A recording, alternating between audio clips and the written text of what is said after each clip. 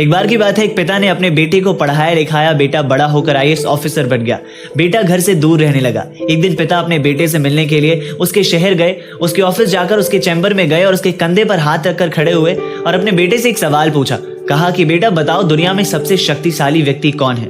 बेटे ने बड़ी शालीनता से जवाब दिया। उसने कहा कि पिताजी मैं ही होऊंगा, और कौन हो सकता है? पिता को इस जवाब की उम्मीद नहीं थी। वो वहां से जाने लगे।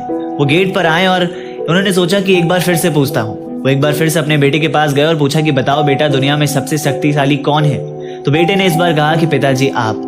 पिता ने कहा कि अभी तो तुमने खुद को कहा, अभी मुझे कैसे कह रहे हो? बेटे ने कहा कि पिताजी उस वक्त आपका हाथ मेरे कंधे पर था, और जिस वक्त एक पिता का हाथ उसके बेटे के कंधे पर हो, वो दुनिया का तो सबसे शक्तिशाली व्यक्ति ही होगा ना। ये सुनकर पिता की आंखों में खुशी के आंसू आ गए। वो कहते हैं ना कि बड़े नसीब वाले होते हैं जिनके कंधे पर पिता का हाथ होता है।